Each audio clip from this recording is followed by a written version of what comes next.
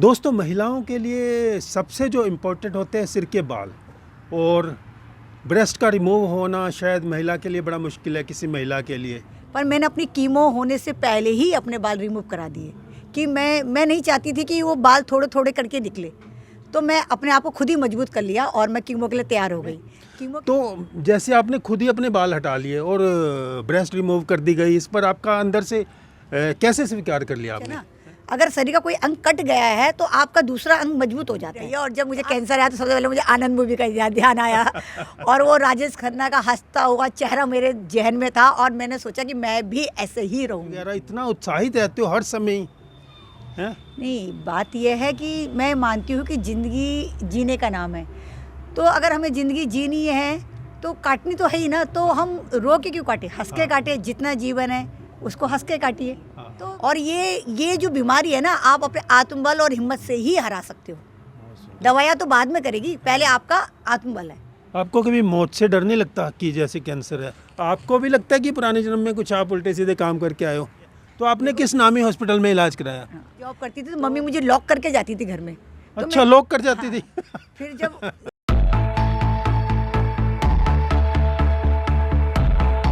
नमस्कार दोस्तों, डायनेमिक स्वामी exclusive talks YouTube channel पर आपका यह दोस्त कमलजीत सिंह आपका दिल से स्वागत करता है। दोस्तों, आज हम एक ऐसी शख्सियत के से आपको मिलवाने जा रहे हैं। इतने हिम्मतवर आपने शायद ही दुनिया में कोई महिला देखी होगी। इनको कैंसर हुआ और इन्होंने इतना लाइटली लिया।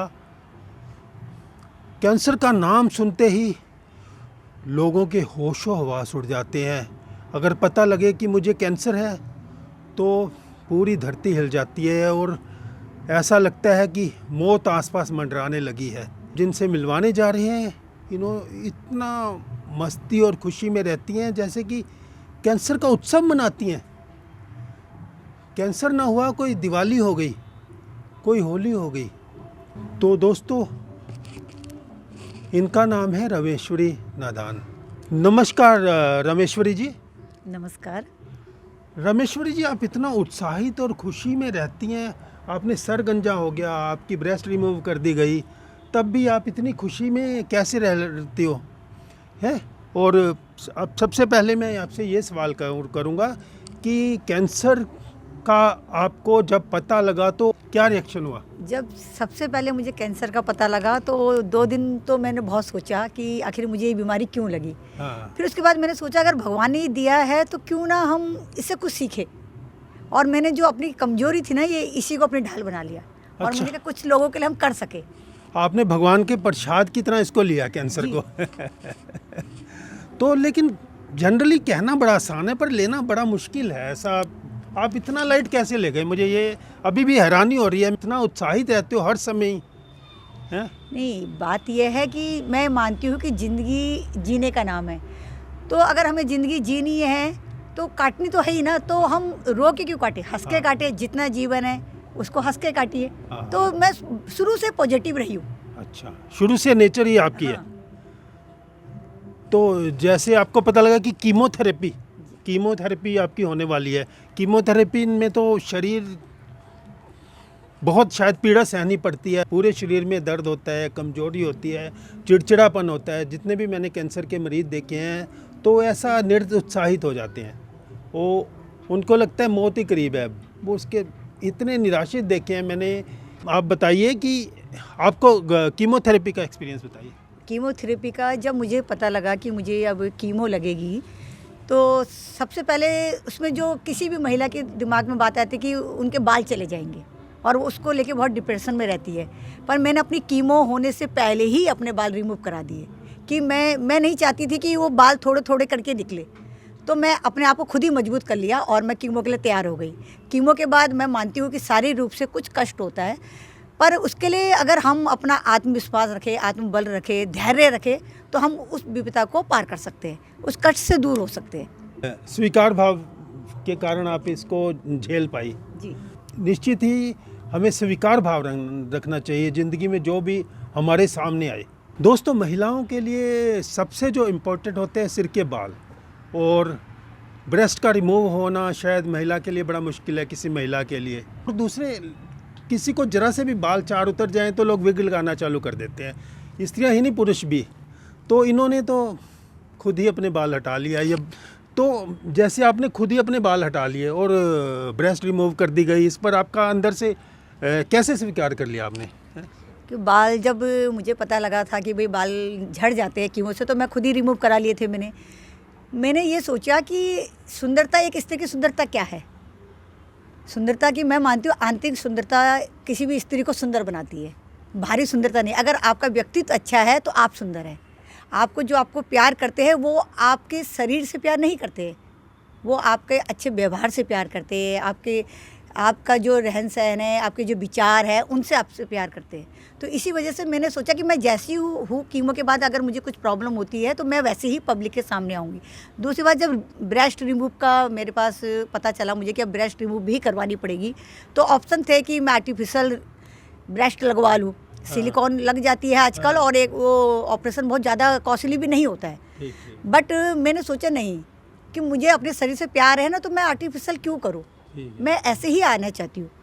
तो और अगर कुछ महिलाएं जो मैं मानती हूँ कि जिनको दिक्कत होती है, जिनको लगता है कि नहीं यार हम पब्लिकली कहेंगे, तो आजकल बहुत सारे ऐसे प्रोडक्ट हैं कि आर्टिफिशियल ब्रेस्ट ना लगाने के बावजूद भी उनको यूज करके आप कपड़ों को सही ढंग से पहन सकते हो, तो कोई प्रॉब्लम नहीं होती है। बट देखो, आप सबसे पहले अपने आप से प्यार कीजिए, अपने शरीर से प्यार कीजिए। शरीर है तो सब कुछ है ना। अगर शरीर का कोई अंग कट गया है तो आपका दूसरा अंग मजबूत हो जाता है। तो आप इस अगर आप मेरा एक हाथ नहीं है तो मैं दूसरे हाथ को इतना मजबूत बनाऊं कि मुझे जो इस हाथ के कटे हुए का एहसास ना हो। तो बस वही है कि मैं मानती हूँ कि शरीर के अंग की इतनी महत्वपूर्ण नहीं है जितना आपका मनोबल मन से होना चाहिए। बहुत सुंदर। इनका कहना है कि शारीरिक सौंदर्य से ज़्यादा महत्वपूर्ण है आंतरिक सौंदर्य। अच्छा, आप अपनी साहित्य की यात्रा के बारे में बताएं। साहित्य से आपको इतना लगाव है, पुस्तकों से, साहित्य से, लिखने से, इसके बारे में आप थोड़ा बताएं। जी, जहाँ तक लिखने का है तो मैं तो बहुत छोटी उम्र से लिखने लग गई। जब मैं पहली तुकबंदी करी मैंने 8 साल की उम्र की में। अरे वाह, 8 साल की उम्र में, बहुत सुंदर, बहुत सुंदर। क्या लिखा आपने 8 साल की उम्र में? 8 साल की उम्र में वन महोत्सव था और वन महोत्सव में 4 लाइनें लिखी थी। तो ये उसका छोटी सी था कि बनी ही हमारा जीवन है, बनी ही हमारी संपत्ति, इन सबसे बना जीवन हमारा, पेड़ लगाओ, पर्यावरण स्वच्छ बनाओ, यही हमारा नारा है, तभी हम कह सकेंगे भारत देश हमारा है। तो एक छोटी सी बच्ची की ये तुकबंदी थी, और बस वहाँ से मेरे बड़े भाई को पता लगा कि ये कुछ लिखना में इसका इंटरेस्ट है, तो उसने वहाँ से आगे मुझे प्रोत्साहित किया।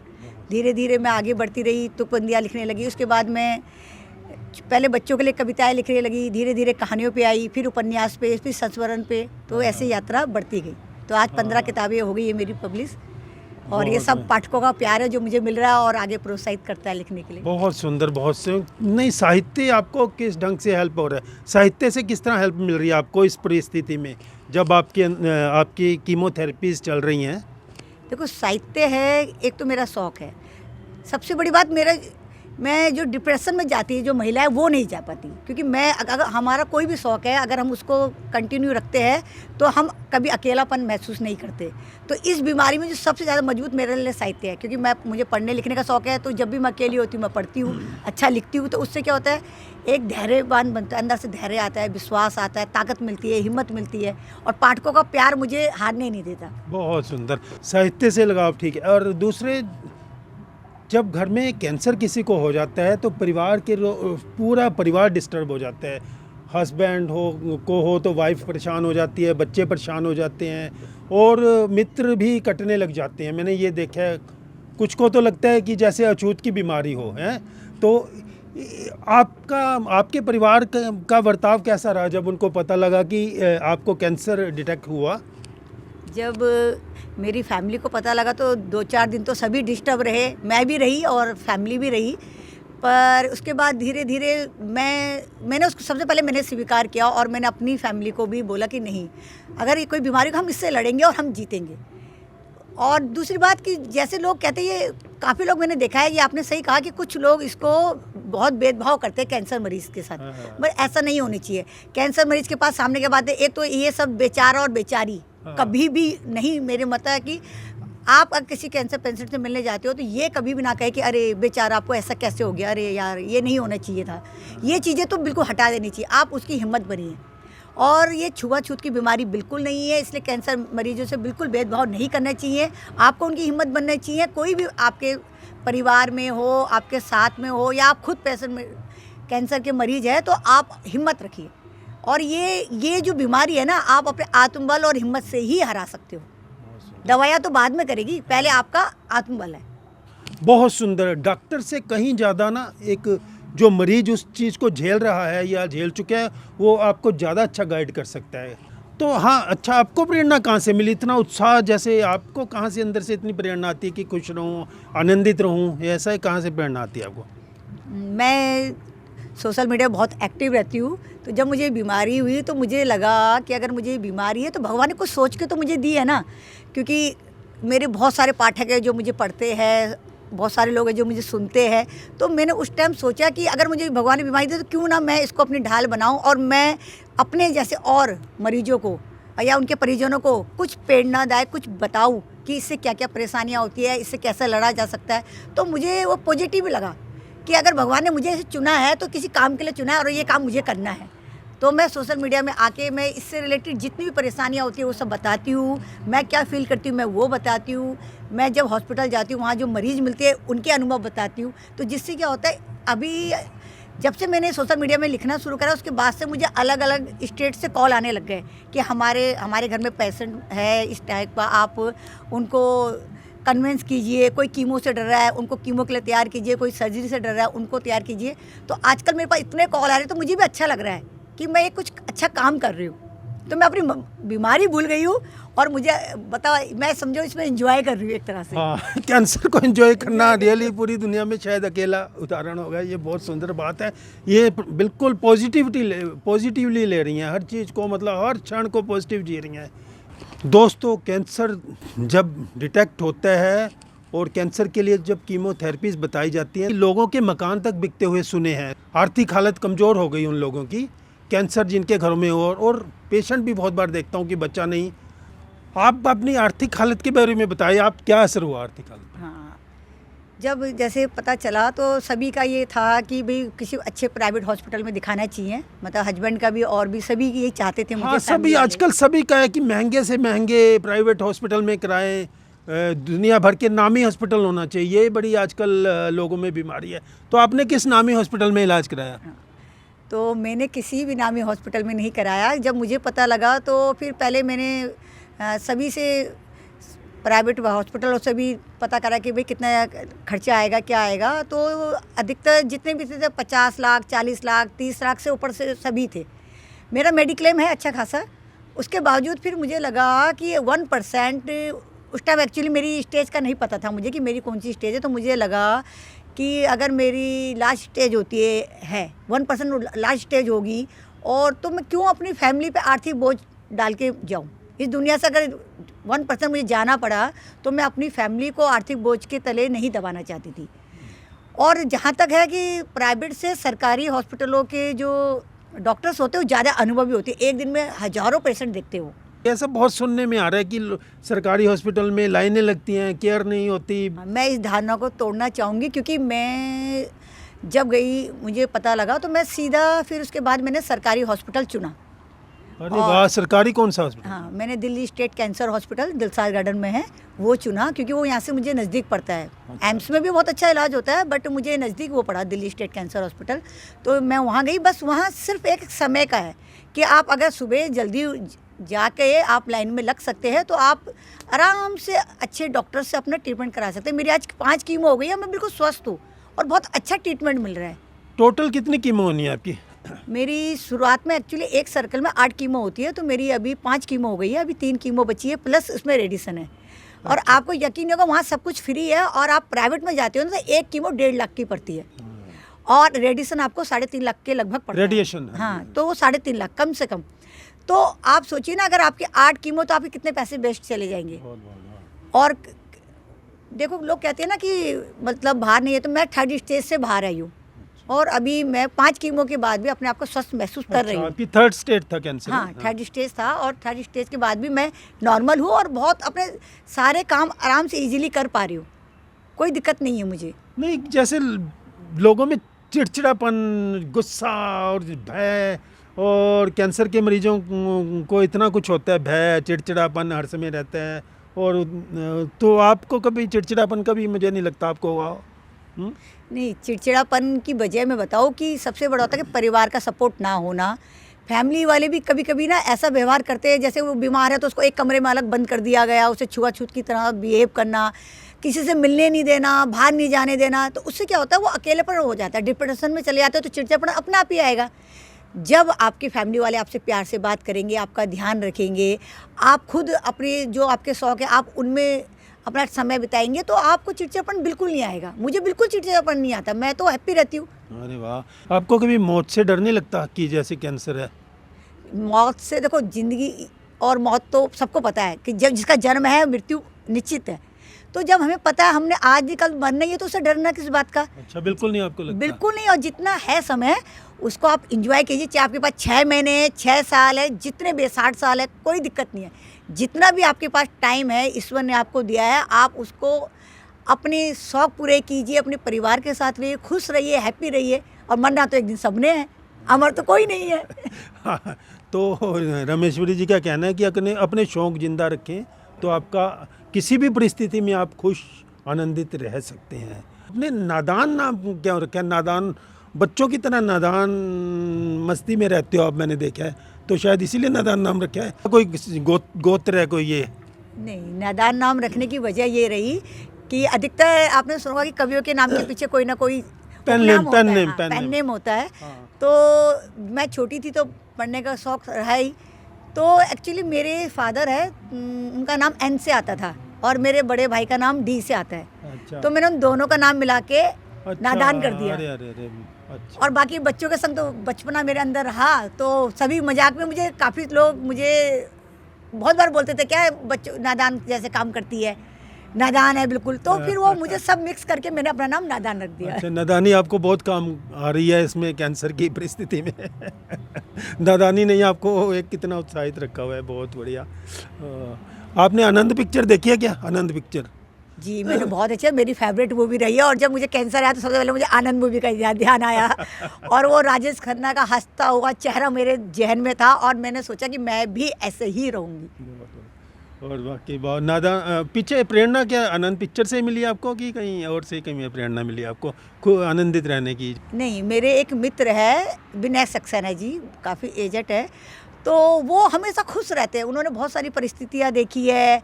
उन्होंने अपनी उनकी यंग बेटी थी, वो एक्सपायर हुई, उसको झेला, उसके बाद काफ़ी चीज़ें उन्होंने परेशानियाँ झेली, पर वो हमेशा मुस्कुराते थे। उनको मैं देखती हूँ तो मुझे लगता है कि जीवन हंसने का नाम है। डॉक्टर रमेश्वरी नादान है आप, तो किस चीज़ की डिग्री रखी है आपने? जी, मुझे डॉक्टरेट साहित्य में मिला है और मेरा शोध विषय रहा है बाल साहित्य, कल आज और कल। अच्छा। बच्चों के लिए लिखती रहती हूँ, तो मैंने एक शोध किया है और साहित्य में जो भी थोड़ा बहुत काम है बस उसका उपहार मुझे डॉक्टरेट के रूप में मिला है। बहुत बढ़िया। आपको शौक भी है बच्चों को पढ़ाने का, बिल्कुल निस्वार्थ रूप से। ये काफ़ी बच्चों में घुल मिलना इनको अच्छा लगता है, बच्चों में रहना और अपने जैसे नादान बच्चों में रहना। बच्चों में आपको रहने का अच्छा शुरू से ही शौक है ये भी? मैं जब छोटी थी तो फादर मेरे, मैं 1.5 साल की तो एक्सपायर हो गए थे और मम्मी जॉब करती थी, तो मम्मी मुझे लॉक करके जाती थी घर में। तो अच्छा, लॉक कर जाती थी? फिर जब वो शाम को आती थी फिर वो दरवाज़ा खुलता था, तो अकेलापन मैंने बहुत देखा। तो मैं क्या हुआ कि जो फिर जब थोड़ी सी बड़ी हुई, मैं जब 13-14 साल की हुई, तो मैंने अड़ोस पड़ोस के बच्चों को इकट्ठा करके उनको पढ़ाना, उनके संग खेलना, उनको डांस वांस सिखाना करा, तो वो आज तक है। तो ताला कब तक मम्मी लगा के जाती थी? ताला जब तक मेरा भाई स्कूल से नहीं आता था तब तक ताला ही लगा रहता था घर में। ताला तभी खुलता था जब बड़ा भाई आ जाता था, फिर मुझे खाना खिलाता था। कि कहीं एक्चुअली इतनी छोटी थी ना, डर ये था कि भाई कहीं घर से बाहर ना निकल जाए। कोई उठा के ना ले जाए, कोई सोच रहे की चिंता पेरेंट्स को होती है। हाँ। मजबूरी थी, कोई था नहीं पेरेंट्स संभालने वाला, और मैं इतनी छोटी थी, ना स्कूल जाने लायक थी ना घर में संभालने वाली। हाँ। और आर्थिक रूप से उस टाइम इतने मजबूत नहीं थे कि मुझे किसी क्रैच में डाला जाए। और उस टाइम क्रैच भी बहुत गिने चुने होते थे। हाँ। तो ये वजह थी। बड़ा अकेलापन उस समय आपको लगा था। रामेश्वरी जी, अक्सर कैंसर या किसी को कोई ऐसी बीमारी पता लगती है तो लोग कहने लग जाते हैं कि इसके पुराने जन्मों का फल है, पता नहीं क्या पुराने जन्म कर्मों का फल है ये है। आपको भी लगता है कि पुराने जन्म में कुछ आप उल्टे सीधे काम करके आए हो? देखो, मैं तो नहीं बिलीव करती हूँ कि पुराने जन्म में हो है या इस जन्म में है, पर ये मैं बात हूँ कि मुसीबतें हमें मजबूत बनाती है। हाँ। ईश्वर अगर हमें सिर्फ खुशियाँ ही खुशियाँ देगा तो हमें कैसे पता लगेगा, उन खुशियों का महत्व भी खत्म हो जाएगा ना। हाँ। तो जब भी कोई मुसीबत आती है तो हम मजबूत बनते हैं। हाँ। तो हम ये सोचिए कि भगवान ने हमें अगर मुसीबत दी है तो मजबूत बनाने के लिए दी है, तो उसमें भी कुछ अच्छा है। तो कर्म का नहीं मानती हूँ मैं। हाँ हाँ ठीक है। और अच्छे बुरे कर्म तो देखो ये हम कर नहीं रहे, हम कहे कि अच्छों का फल है बुरों का फल है। अभी तक तो मुझे लगता है मैंने अच्छे ही कर्म करे हैं अपनी नज़र में, और मैं अच्छा ही कर रही हूँ। और अगर बुरे कर्मों का भी फल है तो हम स्वीकार करते हैं उसको, कोई दिक्कत नहीं है, इससे भी निकलेंगे आगे। हाँ इससे निकलेंगे। तो जिस तरह आपको लिखने का शौक है, क्या आपने कैंसर अपने साथ जो घटित हो रहा है इसके ऊपर भी कुछ लिखे? हाँ, मैं आजकल लिख रही हूँ और अपना संस्मरण लिख रही हूँ, जो भी मैं अनुभव कर रही हूँ। और जब मैं हॉस्पिटल जाती हूँ वहाँ से मैं और मरीजों के भी अनुभव पूछती हूँ, उनकी काउंसलिंग भी करती हूँ। मैं कितने लोगों को तैयार भी करती हूँ कि नहीं आप डरो मत, ये बीमारी हम इससे जीत जाएंगे, मैं भी जीतूंगी और आप लोग भी जीतोगे। तो फिर मैं वो सब घर आके फिर वो जो भी घटता है पूरे दिन भर का वो लिखती हूँ, और हर कीमो के बाद अपने एक्सपीरियंस भी लिखती हूँ। हाँ हाँ हाँ। जिससे क्या है कि मेरे जैसे अन्य जो भी होंगे वो इस चीज़ को सहज ले सके, और जो डर है ना कीमो के प्रति, कैंसर के प्रति, वो ख़त्म हो जाए। रमेश्वरी जी, क्या पति भी आपके साहित्य से जुड़े हैं और आपके कितने बच्चे हैं, इसके बारे में बताएं। जी, हस्बैंड मेरे बिल्कुल नॉन साहित्यिक है, और कहते हैं साहित्य का उनको आ बा भी नहीं आता। पर वो बहुत सपोर्टिंग है। मतलब उन्होंने बेशक वो मुझे पढ़ते ही नहीं है, पर वो मुझे सपोर्ट बहुत करते हैं कि आप लिखो, आगे बढ़ो, कुछ करो। और मेरी जितनी भी किताबें प्रकाशित हुई है सब में उनका आर्थिक और सामाजिक रूप से उनका बहुत बड़ा हाथ है। और बेटे का भी, बेटा मेरी किताबों के कवर मेरा बेटा बनाता है। अरे बहुत सुंदर, बच्चों अपने पूरे परिवार का इन्हें सहयोग है, ये बहुत मतलब बहुत सौभाग्यशाली हैं। अक्सर परिवारों में सहयोग नहीं मिलता, मैंने देखा है बहुत लोगों को, ये बहुत अच्छी बात है। अच्छा, एक तो आप लोगों को प्रेरणा क्या देना चाहेंगे, किस तरह लोग एक खुश रह सकते हैं? आजकल जरा जरा सी तकलीफ पर लोग इतना परेशान हो जाते हैं। मैं ये कहूँगी कि सबसे पहले अपने शौक़ ज़िंदा रखिए। कोई भी एक शौक़, चाहे वो गार्डनिंग है, संगीत है, लेखन है, पेंटिंग है, कुछ भी एक शौक़ जरूर रखिए और उसको ज़िंदा रखिए। और कुछ समय अपने लिए चुराइए। 24 घंटे मोबाइल या भागा दौड़ी या नौकरी की टेंशन, इस सब की, या घरेलू टेंशन, इन सब को छोड़ के कुछ एक दिन में कम से कम आधा घंटा अपने लिए निकालिए, अपने लिए जिए, तो आप खुश रहेंगे। बहुत सुंदर, अपने लिए जीना बहुत ज़रूरी है। कुछ इनका कहना है कि अपने लिए थोड़ा सा समय ज़रूर निकालिए, अपने पैशन को ज़िंदा रखिए। तो दोस्तों, आपको निश्चित ही ये वीडियो बहुत अच्छा लगा होगा। तो अधिक से अधिक लोगों को जागरूक करने के लिए और मोटिवेट करने के लिए इस वीडियो को हर व्यक्ति तक पहुंचना चाहिए। अपने सभी ग्रुपों में इसको अवश्य ही पहुंचाइए अपने मित्रों को, ताकि लोगों का जीवन सुंदर हो सके, लोगों का जीवन बदल सके। दोस्तों, आपका यह दोस्त कमलजीत सिंह अब आपसे विदा चाहता है। नमस्कार।